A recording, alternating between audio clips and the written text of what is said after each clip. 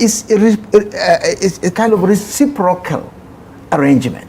Now, therefore, if government is not providing security, if government is not providing welfare, if government is not taking care of the needs of citizens, that government has lost the right to be there. But people will... Hello and what's up, guys? In this video, we are diving into a shocking outburst from one of the country's most respected northern elders, who has just exposed what he calls the total collapse of governance under President Bola Ahmed Tinubu. In a fiery interview that has now gone viral, the elder didn't hold back. He said what many Nigerians has been whispering, that those in power don't know what they are doing, and that the country is being run without consultation, without rigor, and without competence. He revealed that recent government blunders, like the controversial presidential pardon list, are not just mistakes, but signs that this administration is sleeping on duty.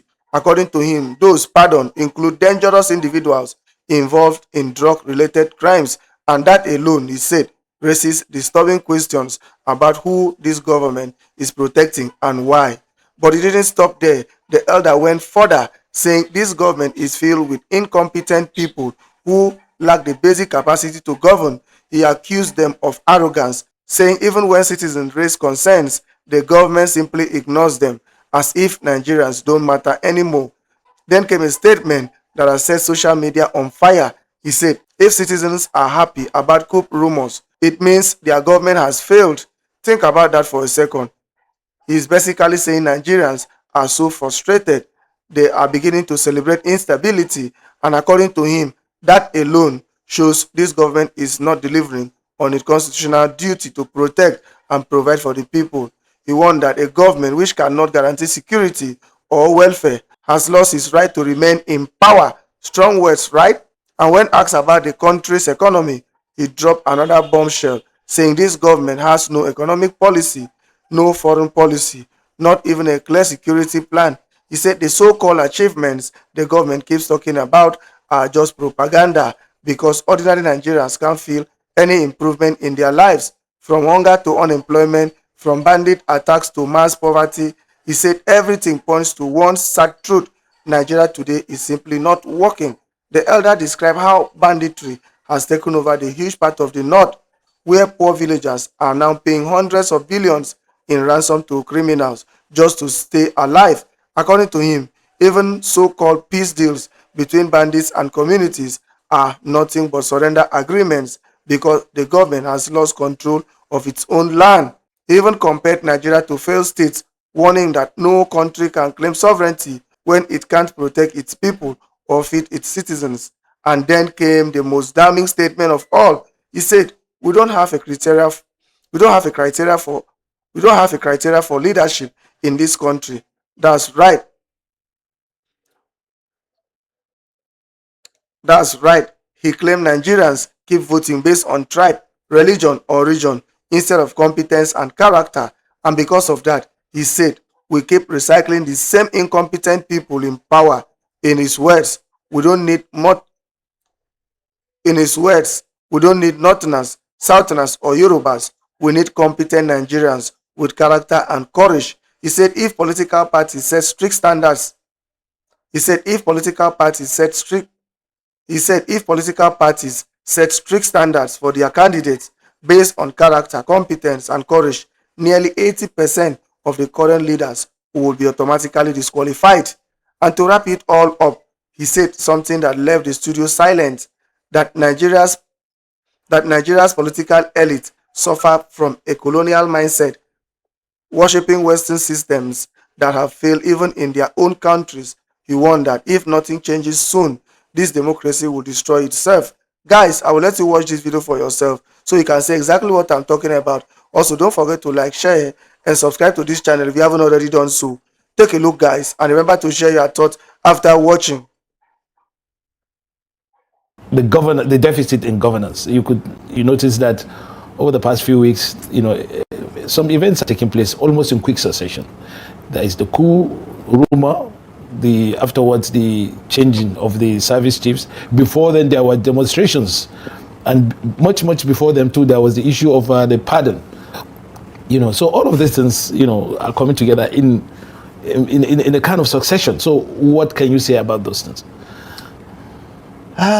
Lots of things, and I don't know. You see, let's set up a framework for discussing these matters. We as citizens, and especially those who have had occasion to be in government, and therefore to have beyond the ordinary knowledge of how government should be run, we feel very worried. And so our contribution as citizens is to help those in government understand that there are problems that they need to address. Those who are with them in government are not likely to tell them the truth, because the truth is very bitter too often, it's painful, and they risk either losing their jobs or losing the favor of those in government. It's part of our duty as citizens and part of your responsibility as the media to create opportunities where citizens can speak to those in government, and they can, express their own understanding, their own views. It's healthy for democracy. It's important that they understand what we are going to say or what we discuss, not me alone, a number of people who comment on day-to-day happenings in government. The basic idea is to see, to tell them what they may not hear from their hangers-on or their appointees, but to tell them things they can check and confirm if they wish to, that will help them improve on the quality of governance. But do you have a sense that these opinions you express have been taken on board by the government? Because you say that there are two things there. Whether they are taken into consideration or not, we have a responsibility to say so. Let the records be there, that they've been spoken to, and many people have told them this kind of thing. Two, if they should ignore what is being said, it's at their own peril. It's their responsibility, and there will be consequences. So let's come back now to the many issues. There was the list of pardon of people. What to me came out very clearly, that the government is either sleeping or they don't. There was no rigor. There was no consultation. So they are running a government without rigor, without consultation, without getting the experts, to look at what they are doing. And therefore they have come back with what has turned out to be a mess. And it was such a big mess. I don't know what they are doing now. They said they were going to review. I've not yet seen what review they have made. We have not seen the process of review. But I mean, it was very sad that people who are very dangerous to society, who have gone through the process of litigation, and courts of competent jurisdiction have taken a decision on them. I mean, especially the fact that nearly 40%, which is the highest, are all drug-related crimes. I mean, it speaks to the soft spot that these kind of people may have in the current administration. And it goes to link up with the suspicions and claims that those in government, many of them, are actually into drugs. So this kind of, you can't help this kind of connection with the kind of thing that you have seen. And in fact, they have they apparently did not consult any records. I mean, people like Herbert Macaulay, I mean, it came as a very strange thing. I mean, this is a great nationalist figure. You can't lump him with this. And the crime they claim to is a crime to a colonial administration. He's a hero of independence. And therefore you cannot. So I really, it's one of the symptoms of incompetence in government that we can do this kind of mess. But the government says it's exercising authority on the altar of prerogative of mercy. There is prerogative of mercy, but you cannot, under that cover, commit such mess. You're supposed to go. There are certain processes, there are certain procedures, there are practices before you that you should check and see how these things are done. But sadly, it came as a blow to many institutions, especially the NDLA, even the EFCC and all other institutions, because they have done a thorough job of what they have done, and then you simply come and the basis really are not there.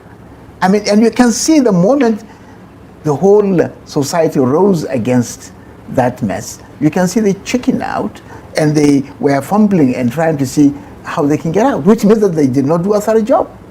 But do you agree that, as people have said, that this has to do with politics, and that the politics of 2027, and that the government is trying to curry favor? I think it's beyond that. I think it's beyond that. How does, taking 40% of drug-related criminals out really help your politics? How? So I mean, this is beyond politics. There is something sinister about this particular thing. Can you give us an idea of if we say it's beyond politics, perhaps? Then what I mean is that, okay, how do drugs, and unless of course you want to get them with their cartel involved in the rigging that you are planning in 2027, because I've been in politics. I'm still in politics. You are still in politics, right? Yes. We have not. We really have not sent you off. But I've always insisted that I'm in politics. I'm not a politician. Now, many find difficulty in understanding that. It's simple.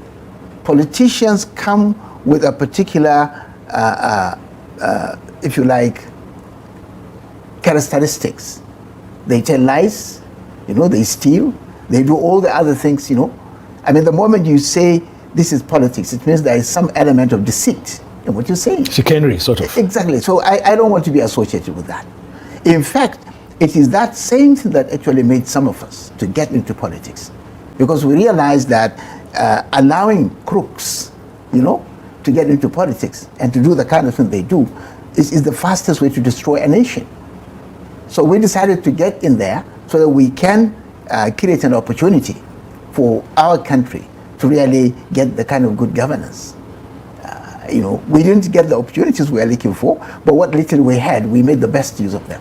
Okay, so coming back to this issue, because there are a lot of issues on the agenda. Exactly, yeah. If you really want us to tackle all the other issues, then we will not have time for details. But I think it's sufficient to say that there are lots of problems with that, and that means government has not done a thorough job, which also implies that government has not the capacity to do a thorough job, which means that this government is not made of competent people.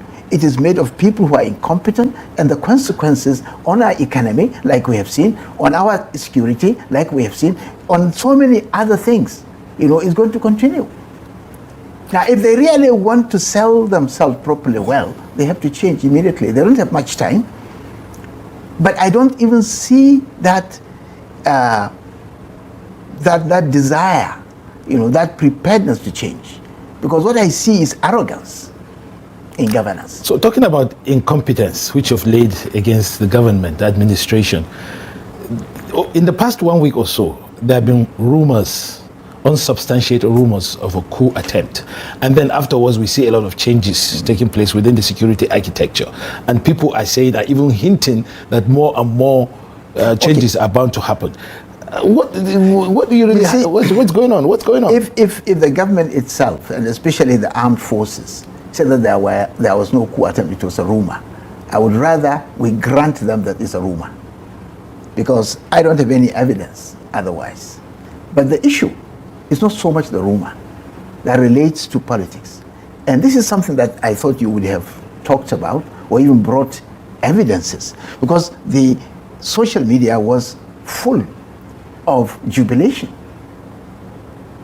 I mean, I've read, I've seen, I've listened to many jubilation about what, sir? They wish that the coup had succeeded. Well, it's all over. Now that point, I think, is the point which the government should be interested. If citizens are happy that such attempt, it means that they are not delivering. And that is the lesson to be learned. It's okay for them to make their changes. This is entirely a military issue. I don't want to get into it. I'm not part of it. But the point is, if there are even a section of citizens that have, through social media, expressed delight, now that means that this government is not delivering. And that is the news. And it's for them now to walk back and say, hey, wait a minute. What is it that we have done wrong? What is it that we can do from now to 2027? Because this is why they are there. remember, they have sworn to the Constitution. And the Constitution of this country and the Constitution of many countries have made it very clear. The governments are there primarily to provide for the security and welfare of citizens. And the concept of social contract on which modern nation states are predicated upon is the fact that citizens have surrendered their freedom. They have surrendered to government so that government can provide, these things. Citizens pay taxes so the government can provide security and welfare. So what Wait a minute. Yeah. Just one moment. Now, if you have a contract, right, where you have two parties, people in government and citizens. Citizens have agreed to defer to government, right, to obey the legitimate, rules of the government, to obey the courts, right, to pay taxes, to do all the things the citizens are expected to do. Government is expected to provide certain things. So in this case, as a response to that, as part of their responsibility, is a kind of reciprocal arrangement. Now, therefore, if government is not providing security, if government is not providing welfare, if government is not taking care of the needs of citizens, that government has lost the right to be there. but people will say you are saying this because you are in the opposition. You are not with the government. And that you are talking as from the point of view of somebody who is... Well, let me tell you that at the moment I have no political party. Yeah. Right? Therefore, I'm not in opposition. I've not joined the coalition. I'm not in ADC. Several of the people who are close to you politically are, in the opposition. Fair enough. Yeah, But I even have my friends in government.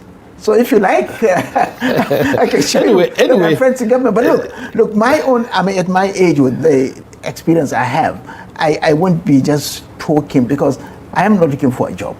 I'm not looking for appointment. Government before then have given me that opportunity. I declined, not once, not twice, not three times. And therefore, so it's not that I'm any interested in this. My interest is to make sure that my country works. And the fact of the matter is that Nigeria today is not working. So the demonstrations you talked about, and before then, the end bad governance that they should have started. From there, young people are frustrated. They are frustrated because there are no jobs. And if you look at the statistics, I mean, the indices of development. You look at the infant and maternal mortality rates. You look at the the GDPs, wait a minute. You find that the GDP has actually dropped to a point, which is less than half of what it was in 1960. The real value. People are in real trouble in terms of poverty, in terms of, and how many people are out of school? How many people are roaming about after 6-7 years after graduation? There are no jobs. Yeah, but okay, I also seem to know that you are an economist. You have quite a thorough grounding on economics. I can tell you. Yeah, and okay, let me just make this point. Mm-hmm. There is a kind of criticism of the economic policy of this administration to the effect that it doesn't align with the classical economic paradigm of supply side economics, where of course you reduce taxes to the top end people. And then it's also said it's not part of the demand side economics of spending, creating demands. My reading is that this government has no economic policy. They have no foreign policy. I'm not sure there is any policy, even security. I cannot see it. If they have it, let them put it out for us to read and to digest. You believe so? Where is it? No, but for instance, there was a statement just recently that the naira has, appreciated against the dollar, and the GDP, as you criticize it, but the government functionaries say it has, gone up, and and then the president himself said it. No, it's not a laughing matter, sir. No, the president himself said it, that we are turning the corner, and he was corroborated by the vice president that, look, the hard times are over. These are people in government. They are all talking propaganda. Go to the people. The test of the pudding is in the eating. Go and talk to the ordinary people. What has improved in their lives? You are just quoting figures. What does it mean to the ordinary fish farmer or the rice farmer or even, the fish seller in the market. I mean, the woman who is trying to eke a living to send her child to school. I mean, how many orphans have we generated because of the insecurity? Look at the displaced community. Who cares about them? Who knows about them? Who even, cares to give you the correct statistics of people who have been displaced? What arrangements have been made? People who have graduated, where are the jobs? What do you want them to do? Yeah, talking about insecurity, which you just mentioned, you are from Katsina State, which is one of the most ravaged. In fact, you can say that it's comparing with Zamfara State in terms of insecurity. You have towns like Batsari, Malumfashi, Musa, Entumaki, Safana, Kankara. All these, there are lots of local governments that have been given up to bandits and kidnappers and all kinds of criminal people. Now, and we see a charade or a kind of ceremonies where bandits are coming out. How does it make you? What do you feel as a Katsina man, a prominent Katsina man? If we go deep into the details, it will be how do I? Well, let's have it. Let's have it. Nigerians are okay. Look, for example, I mean, let's talk about Katsina. One time we made an assessment, even before things got really worse. How much has been paid as ransom to bandits? We did an analysis. The amount that has been paid by poor people to bandits was going in hundreds of billions. And I think your own paper, some times back, quoted as statistics of the billions that have been. What does that mean? It means that the rural community have been impoverished. Some of them have sold their farms, so when they come out, there is no farm, there is no food to eat, there is no job. If they are trading, they have lost their capital, and there is no arrangement by any government that I know, whether local or state or federal, to address the needs of these people. They are just left on the streets. But the governor Diko. Wait a minute. Go ahead. Recently, if you have been, noticing or reading, we got a security committee that has been working all along under the Network for Justice in Katsina, that has been collecting data, information, and intervening and training local, what you might call local vigilante groups, with the support and cooperation of the police and the army and the DSS, so that we don't, allow it to get out of hand, right? Even as such, when there was this upsurge, the recent upsurge, and the communities were pressured to do some kind of what you might call reconciliation or some kind of peace, with the bandits, which is actually not a peace, because you can see the two sides that are signing are not on equal footing, right? These people come with their guns and ready to face, any security agents, and they basically dictate the terms. And these bandits, as you have, I'm talking about Katsina, after they would have sort of gone into some kind of agreement, they had no other place also to continue reaping the money they are doing. So they started getting into local government that previously had no banditry attacks, like Kankia, for example. They were in Kankia in daylight. They closed the roads. They took what they wanted to take, meaning that, okay, we have got certain agreement with these people temporarily, but that agreement itself, like many people have written, is a surrender. Basically, these people are surrendering. But let me take you on this. They are surrendering, and government is watching. And government is basically saying that they have lost the capacity to protect their land. And let me take you back. The modern nation state, this idea of Nigeria, right?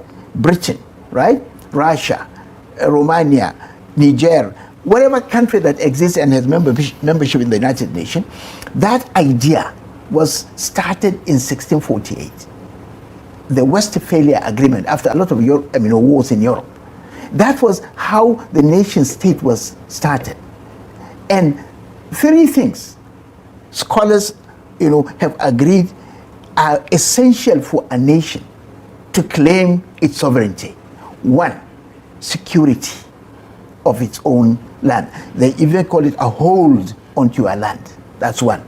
Two, sufficient food for your population. 3, guarantee of pharmaceutical and medical supplies in your nation. Now, in all these 3, you can say Nigeria, as it stands today, is not quite there. How much of the land are they really controlling? No, but the area that Turji is, for example, including all these, are part of Nigerian territory that no security agency can go. It doesn't belong to him. In Boko Haram, up till today, there are parts of Nigeria that they call the Daula. If you are going to go into from Maiduguri to go into the area of Boko Haram, you have to own, if you want to go and come out, you have to own a kind of identity card, like some kind of visa. These are ordinary people talking. But isn't this ironic? Let me make this point. The security people operated, those who really manage the theater of conflict, they know all this. They know these things. But somehow, I don't know why, I think there is no political will to deal with this matter. If there is a political will, there are ways you can deal with this. But I think, politicians, people in holding government offices have found, plus civil servants and so many other people on the line, have found this as a way of making huge amount of money. And they don't want this thing to stop. And of course, politicians have found it also a way of rigging elections and winning. This is why these things are let me, I want to make this point because it's very important. It's ironic, isn't it, that Katsina State produced 2 Nigerian presidents. And within Katsina State, there's almost like an embarrassment of riches in terms of people who have held very important positions in Nigeria. Security men, ambassadors, I know, because I know quite a lot about Katsina. And then this is happening, where you have all these, very, very important personalities who have a information and expertise on how to solve this. Yet Katsina today has become the metaphor. People around the country keep saying, look, go to Katsina State is where they're settling. First, at an ordinary level, I can tell you, Yar'Adua was sick for most of the time. May God forgive him. Buhari was incompetent. May God forgive him. They, could not do anything. But that, for me, is coming to the issue of leadership. We don't have criteria for leadership. This idea that I come from this particular town, or I come from this particular part of the country, and because of that, I want to, to lead, or I want to be, is the most stupid idea I found in our politics. How does that help you? What we need is not where you come from. What we need is what you can deliver. What is your competence? I have said it severally, that I am no longer impressed about whether we have a northerner or a southerner or a Yoruba or an Igbo or a Hausa or a Fulani. No. We have tried it and it has not worked. What we're looking for is a competent Nigerian who has character, who has competence, and who has the courage to do the right thing, who has the courage of conviction. This is what we are looking for. And this is why we are going down the drain. So, but somebody who has been in the National Assembly, and, during the, I think the first, term, or rather, first republic, sorry, the National Assembly of, after this... I was there 2023, 2027. And the National Assembly we have now. If you are to do a comparison of how it looked in those days of Galina Abba and yourself and what we have today, what can you say in terms of the governance approach? Our politics have degenerated. I mean, our policy has degenerated because at the moment, people who get to be elected, most of them, not all, most of them are people who are incompetent in the first place. And the motive of going into politics for many of them is money. And we can see how they've been bought off. They are many of them are a disgrace to this country. Okay. Look at where the president walked in. They are supposed to be an arm of government, the only arm of government that can actually check the executive arm. And they stood up that on your mandate, we said, how can you imagine a legislator, conceding Dr. this Bugaji, responsibility? I think we'll have to we'll hold it there for the moment because we're on a break. But this is a very important point. Yes, we'll get back to it when... It's actually the roots of our problems. The root of our problem is that we don't have leadership. In all the problems of this country... We really have to call for a break now, and we'll resume after this timeout. Don't touch that dial. We're going to come back after this short break. Thank you very much, viewers. Yeah, welcome back. before we went on break, we were talking about leadership deficits and the way and how it has affected and impacted our governance system in the country. Okay, let's now agree, yes, that we have a deficit in governance and leadership is one of the key issues that we have to address. How do we get to solve this problem? Because everybody agrees that this is a problem, but how do we bail the cat? Well, I don't claim myself alone to have all the solutions, but I can tell you my solution. And I'm doing this because I've spent quite a lot of time discussing this issue, not only in Nigeria, in other parts of Africa, at international level. For me, in the Nigerian context, the first thing we need to do is to agree on a criteria for leadership. At the moment, I insist, we don't have a criteria for leadership. What we have in the Constitution, as for the educational qualification, which is, I think, secondary school and age and these, they are not criteria for leadership. They are criteria for eligibility, that you are eligible. But that doesn't qualify you. What qualifies you? The criteria for suitability. So who should actually put the criteria for us to be able to follow? Those who are voting. They are the ones who decide. You believe that the voters who are the voters are supposed to be organized either by their political parties or by the civil society or by community leaders or by faith-based organizations. But do you sense that is happening in the country now? No, we can do it. I'm saying we can do it. How? Put us through. If we have a political party that decides that they are going to put a criteria for leadership, they don't even have to change their I mean, you don't have to have a constitutional amendment. Within what obtains here in the Constitution, within the existing electoral law, they can say, because electoral law allows them to do primaries through 3 different ways, either direct or indirect or through consensus. So they can modify, under this law, they can modify their own processes of primaries by, for example, saying that any person who is going to contest for the post of a legislator in our party must come with criteria 1, 2, 3. They can say so. No law stops them from doing that. All they need is to do a convention and insert that in their constitution. INEC will recognize that this particular party has set this particular standard, and these are the standards INEC would be looking for as being met at the primaries, where INEC staff are supposed to be there to give a report. But in a situation... Now you are starting from there. So by the time you do that, if you, for example, say that we need 3 criteria for you to become a governor, for example, or a governor or a president or any chief executive, right? What is that? We need character. We need competence. We need courage. If you just take these 3, a lot of these people who are in the government today, I mean, different states, and it doesn't matter, and I'm not talking about parties now, all the parties now, a lot of them, 70-80% of them will be dropped because they lack character, they lack competence, and they lack that courage of conviction. So if you set this standard, you may not be perfect the first time, but if you set the standard to maybe reduce incompetent people by 20, 30, 40%, that's a big achievement. And so from there, you can now set standards for good governance.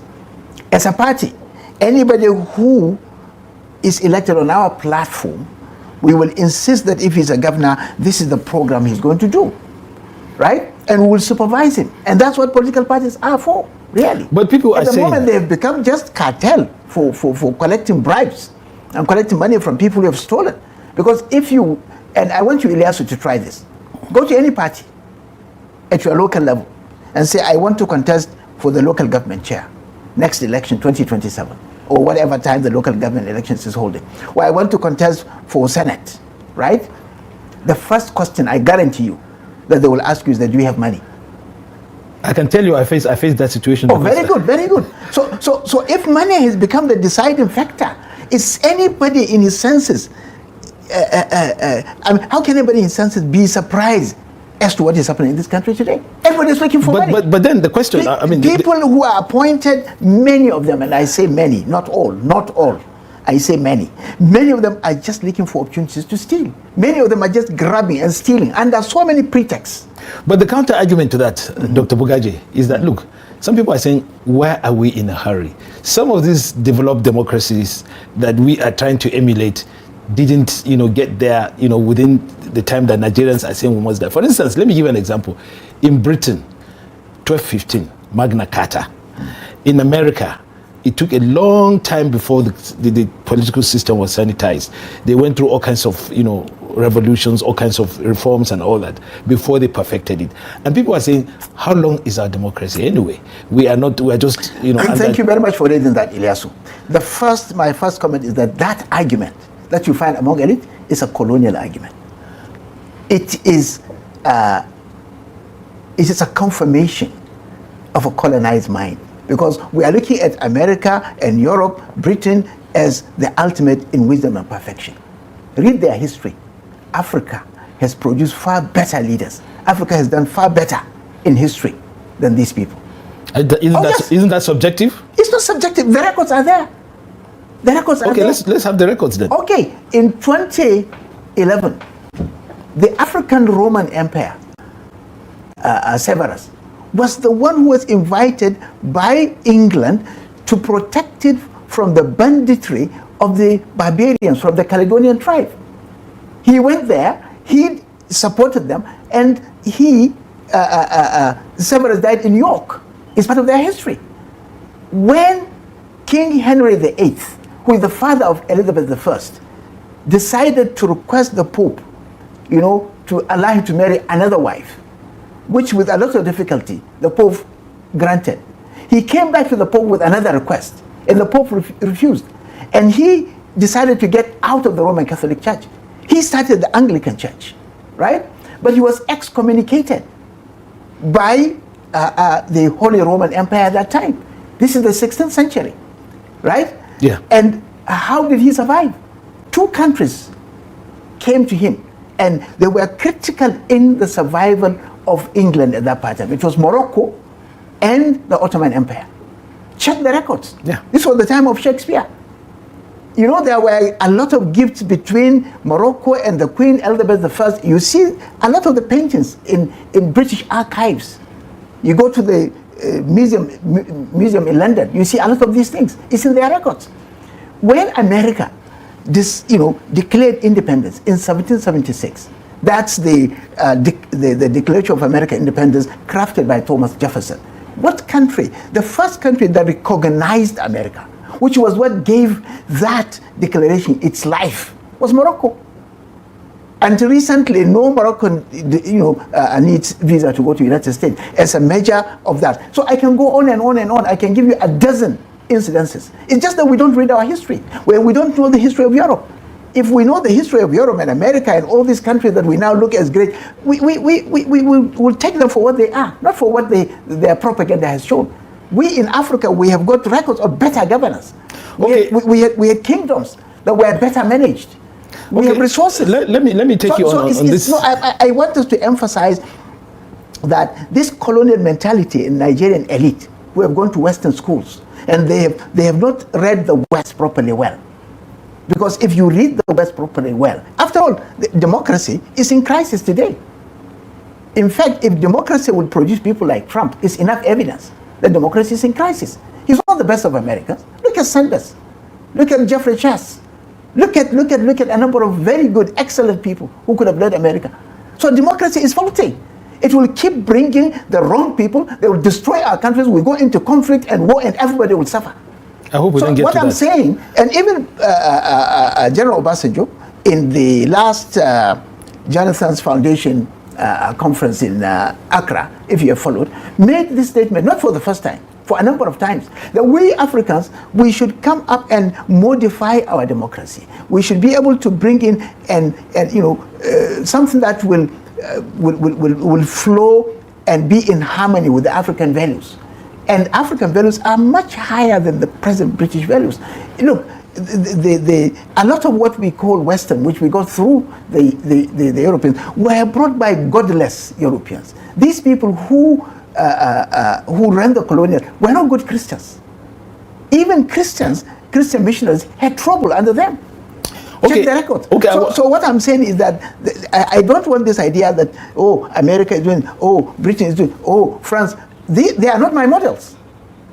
As an African, they are not my models. I have better models. I've read them, I know them for what they are, and I don't see anything. That does not stop me from taking science and technology, because the science and technology that they are proud of was actually brought to them, by Muslim scholars. The records are there.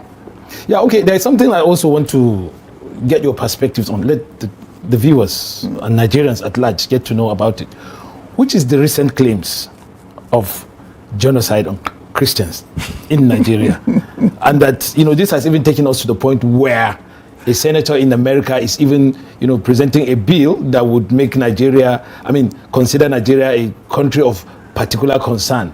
The senator is Ted Cruz of Texas, and he seems to have, There are two things there. And this statement is not the first time. If you have read the article of Professor Ibrahim Jibo, or Ibrahim Jibrin, which is in the column of the Daily Trust, you would see that in 2017, Professor Jibo, myself and a few of our colleagues were in the congressional hearing where this kind of stupidity was presented to the American Congress. And we debated it there, and we showed them these are false claims. Muslims, Christians are all victims of the crisis that is taking place in Nigeria. And that matter was dead from there. But now you can see it has been resurrected.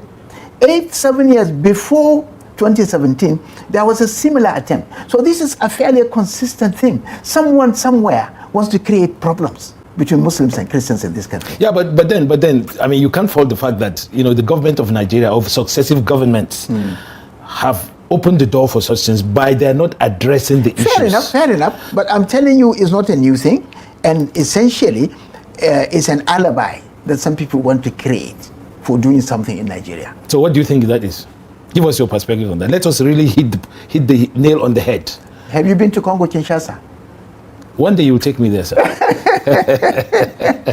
I think I've been in the foreign service, but I've not been able. There are Western countries that want to turn Nigeria into Congo. Congo is the richest country in the world from all the evaluations and assessment at the moment. They have nearly 70% of the cobalt in the world. They have nickel, they have uranium, they have what is called rhodium. This container? Half the container of rhodium is selling at $1.9 billion US. When M23 invaded Goma about 3-4 months back, Rwanda was being accused of having a hand in the matter. Eventually, what happened? American representative came to Kinshasa. They said they are going to intervene to stop this conflict on the condition that they will be given the first right of how they call it, right of right of refusal or something like that. They'll be given priority. It's only what they don't need that will go to, in terms of the minerals in that. We see that happening in Ukraine too. Right. So these people are interested. And if I don't know if time allows us, and maybe we are diverting, but look, in 2050, there's going to be a world water crisis. And in this world water crisis, Africa will be the only continent with sufficient water to feed the world. And there is one African country which has 10 times the body of water than the one in Lake Michigan. The bodies of water that are huge and large in the world is Explorer in Canada, Michigan in US, another one in Southern Liberia, and another one in Euphrates. Now, these bodies of water are already going to go down, and by 2050 there will be a world water crisis. Africa will be the major source of fresh water to drink. And there are already plans. So part of the crisis that are being created, because they know what we have more than we know what we have. Their satellites can do seismic service, and they can establish exactly how much body of minerals and body of water. You may not even know. You just find it in crisis in your back door. we don't have enough time to go into this very interesting. I'm sorry, but then diverted from our issue. Yeah, well, it's part of the. But we are living in that kind of context. So what I want to say, having discussed all these things, and it's quite germane to our existence as a people. Can you just give us, perspective, a comprehensive perspective within the short time we have on how we can navigate through these governance issues and how we can select the kind of leadership, especially bearing in mind that these issues you're talking about of a takeover of Africa and Nigeria especially. Okay. Yeah, I think the first thing that we need, and it's something which is not really difficult, but somehow we have been sleeping over it. You see, the elite of this country, the civil society, the faith leaders, community-based, need to come together and have a consensus as to what kind of country we want. What is killing our politics today is that everybody is going into his direction. Everybody wants his own tribesman to be president. I mean, that's very primitive. It's my turn. That concept itself is so primitive and is so damaging to the future of this country. Are we going to be taking turns and destroying this country? Because, somebody from the north has come. He has destroyed this country 8 years. Somebody said, it's my turn to do what? To destroy the country. He's now here destroying this country. Another one wants to come in. What he's going to do? He's going to destroy this country. Are we crazy? The elite of this country have to wake up. And if we are able to have an elite consensus that in 2050, for example, where most of the UN projections and a number of other institutions are going, this is where we want to be. We want to be a country that can feed itself, that can feed China, that can feed this. We want to be the suppliers of this and that. We want to improve on our yield per hectare. We want to process our raw materials so that we'll create jobs for young people. If we agree this is what we want, the next question is, who amongst us, what kind of leadership are we going to now select to do that? You think if all the churches, all the mosques, all the civil society, all the elite, or majority of them are agreeing on a vision of a country that are committed to, and we know that these are the kind of leadership that will take us there, and we are all agreed, and we bring them out and we say, you are the people, this is the kind of criteria for leadership we are requiring, and we go to the vote, you think there is any force that will stop this election from succeeding? But because there's not that consensus, we've allowed crooks to take over the country.